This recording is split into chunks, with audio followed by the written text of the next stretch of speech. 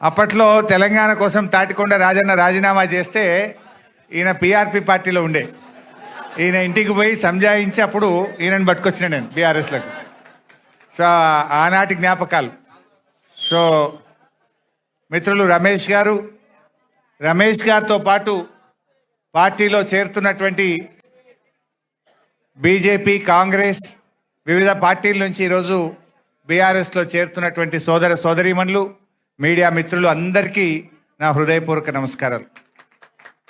అప్పటి నుంచి చూస్తూ ఉన్నా మీ అందరిలో ఆనందం, మీ ముఖాల్లో చిరునవ్వులు, ఆ వెలుతురు చూస్తుంటే పెళ్ళై అత్తగారింటికి పోయిన ఆడబిడ్డ చాలా రోజుల తర్వాత తల్లిగారింటికి వస్తే ఎంత ఆనందం ఉంటుందో మీ అందరిలో అంత ఆనందం కనబడతా ఉంది. అంటే గుండె బరువెక్కిన గుండె ఒక్కసారి తేలికైతే చూడు, అమ్మయ్య మా ఇంటికి మేము వచ్చినాం అనే ఒక సంతోషం మీ అందరిలో కనబడతా ఉంది. నిజంగా ఈరోజు తెలంగాణ రాష్ట్రం కూడా గట్లనే కేసీఆర్ దిక్కు చూస్తున్నది.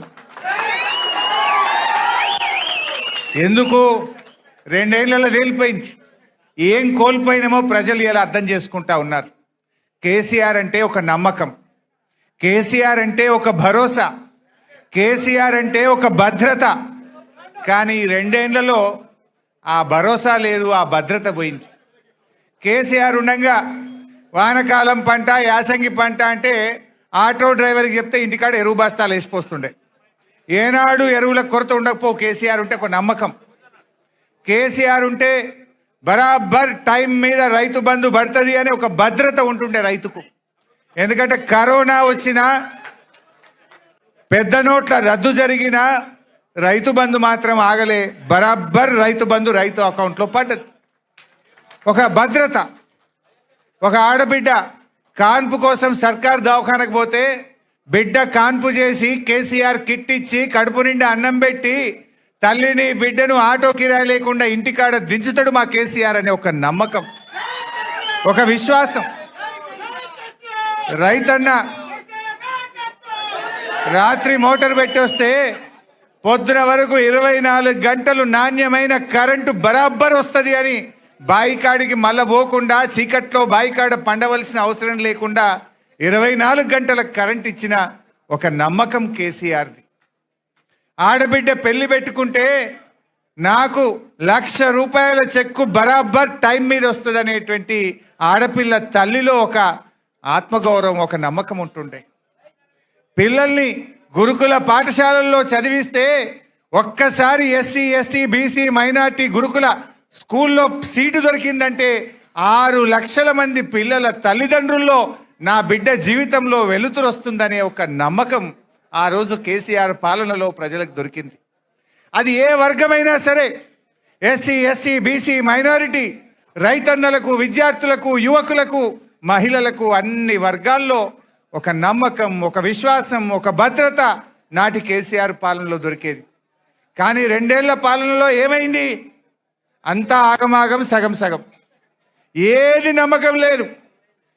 వానకాలం పంట వస్తే ఎరువులు దొరుకుతాయో దొరకయో తెలియదు.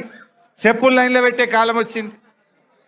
రైతు బంధు ఇగో ఫిబ్రవరి నెల వస్తున్నా ఇవాళకి రైతు బంధు వల్లే పడుతుందా పడదా ఏమవుతుందో ఎవడు చెప్పే దిక్కే లేదు ఈ గవర్నమెంట్లో. కేసీఆర్ ఉంటే డిసెంబర్లో రైతు బంధు పడుతుండే. ఇప్పుడు ఫిబ్రవరి నెల వచ్చినా ఇవాళకి రైతు బంధు పడే పరిస్థితి లేదు. గురుకుల పాఠశాలల్లో పిల్లలు లేస్తే ఏ రాత్రి ఏం ఫోన్ వస్తుందో అని తల్లిదండ్రులు అరచేతిలో రాత్రిపూట ఫోన్ వస్తే భయపడే పరిస్థితి ఏర్పడ్డది. ఏడ విష ఆహారమో, ఎక్కడ పిల్లలకు వాంతులైనాయో, జ్వరమైందో, పిల్లలు దవాఖానలో పడ్డారు. రోజు ఏదో ఒక గురుకుల పాఠశాలల్లో పిల్లలు ఆసుపత్రుల పాలవుడు, ఎలకలు కొరుకుడు, కరెంటు షాక్ కొట్టుడు, కుక్కలు గరచుడు, ఇదే పని అయిపోయింది దవాఖానల పరిస్థితి. గురుకుల పాఠశాలల పరిస్థితి చూస్తే గవర్నమెంట్ దవాఖాన పోతే కేసీఆర్ కిట్టు లేదు, మందులు లేవు, అంతా మళ్ళీ నేను రాను బిడ్డో సర్కారు దవాఖానకు అనే పరిస్థితి ఇలా ప్రభుత్వ ఆసుపత్రుల్లో ఏర్పడ్డది. పిల్లల ఫీజు రియంబర్స్మెంట్ కేసీఆర్ గారు ఉండగా ప్రతి సంవత్సరం 20 లక్షల మంది పిల్లలకు, ఎస్సీ, ఎస్టీ, బీసీ, మైనార్టీ పిల్లలకు సంవత్సరానికి 2,000 కోట్ల రూపాయలు ఫీజు రియంబర్స్మెంట్ పైసలు బరాబర్ ఇచ్చిండు కేసీఆర్. 9.5 ఏళ్ల కేసీఆర్ గారి ప్రభుత్వం 19,500 కోట్ల ఫీజు రియంబర్స్మెంట్ డబ్బులు ఇచ్చింది. ఈ రేవంత్ వచ్చిన 2 ఏళ్లలో ఒక్క రూపాయి కూడా ఫీజు రియంబర్స్మెంట్ వస్తలేదు. 20 లక్షల మంది పిల్లల చదువులు ఆగం చేసిండు. 20 లక్షల ఎస్సీ ఎస్టీ బీసీ పిల్లలకు ఫీజు రియంబర్స్మెంట్ రాక, కాలేజీలు సర్టిఫికెట్లు ఇయ్యక ఆ పిల్లల చదువులు మధ్యలో ఆగిపోయే పరిస్థితి ఏర్పడ్డది. అంటే మొత్తం ఒక అభద్రత, ఒక భయం. ఎరువులు దొరకయో, పిల్లలు కాలేజీల్లో ఏమైపోతారో, పిల్లలకు ఫీజు రియంబర్స్మెంట్ వస్తుందా రాదా, ఎప్పుడు వస్తుందో తెలియదు. రైతు బంధు వస్తుందా రాదా, ఎప్పుడు వస్తుందో తెలియదు. గొర్రెల పంపిణీ జరుగుతుందా జరగదా తెలియదు. ఏది గౌడన్నలు చెట్ల మీదకి వెళ్ళి పడితే 2 ఏళ్ళ ఈ గవర్నమెంట్ వచ్చి ఇవాళకి ఒక్క రూపాయి ఇయ్యలే, ఒక్కరికి సాయం చేయలే. ఏది కూడా ఒక నమ్మకం లేకుండా పోయింది. అందుకే నేను అన్నది, ఇవాళ రమేష్ బీఆర్ఎస్లో చేరితే మీలో ఎప్పుడెప్పుడు బీఆర్ఎస్లో పోదామా అని మీరందరూ రమేష్ మీద ఒత్తిడి పెట్టి పోదాం పాప తల్లిగారింటికి అన్నట్టు ఎట్లా తీసుకొచ్చిండ్రో, ఇవాళ తెలంగాణ ప్రజలు కూడా ఆ నమ్మకం కోసం, ఆ భద్రత కోసం ఇవాళ కేసీఆర్ గారి వైపు చూస్తున్నారు. ఎందుకంటే ఆ నమ్మకం ఉండే కేసీఆర్ ఉంటే గుండె మీద చేసుకొని హ్యాపీగా ధైర్యంగా మా రైతన్న వ్యవసాయం చేసిండు కేసీఆర్ పాలనలో. ఇవాళ ఏమైంది? అరే బిడ్డ పెళ్లి చేద్దాం, ఒక 10 ఎకరం అమ్ముదామంటే కొనేటోడు ఉన్నాడా? ఊర్లలో కొనేటోడు ఉన్నాడా? అరే మీ స్టేషన్ కనుపూర్లో, మీ వర్ధన్నపేట్ల అంటే కోటే, ఎకరం అంటే కోటికి తక్కువ లేకుండే. ఇప్పుడు కోటి కాదు కదా, వాడు మరి కూడా చూస్తలేడు. చూస్తున్నా అరే రాజేందర్, ఎవడు చూస్తలేడు. అంత ఆగం జగన్నాథం అయిపోయింది రాష్ట్రం. అందుకే ఇవాళ ప్రజలు మళ్ళీ కేసీఆర్ రావాలి అని అందరూ ఇవాళ కేసీఆర్ వైపు చూస్తున్నారు. ఇది సంకేతం.